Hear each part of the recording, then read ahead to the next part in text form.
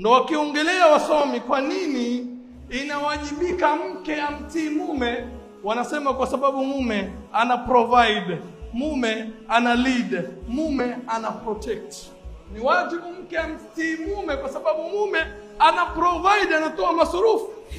Lakini wewe katika nyumba, wewe kazi yako ni kupiga mgokaa, usikuja ulale kesho muombe mke wako kupatia pesa mgokaa. Ikiwa hakuna mambo ya kuprovide, usitarajie mke wako awe na heshima na wewe.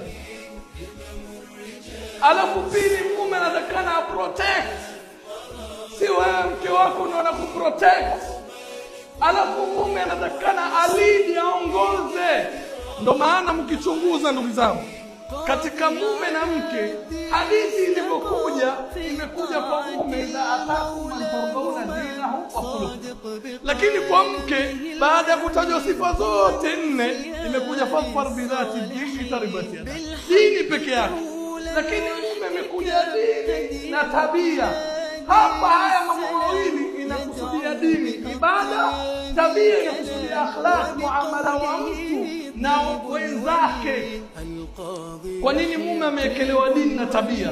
Kwa sababu huyu ndo atakuwa kiongozi, na siku zote anayeongozwa anafuatwa. Yule mwanamke ameekewa dini peke yake kwa sababu mume wake akiwa kiongozi wa kweli, kama tabia zake ni mbovu mbovu, hazijamea mizizi, basi ni rahisi kubadilika akanyoka. Lakini kama zishamea mizizi, ikiwa jua lishazama na nguo haijakauka, ikauki tena, ndio jua limezama.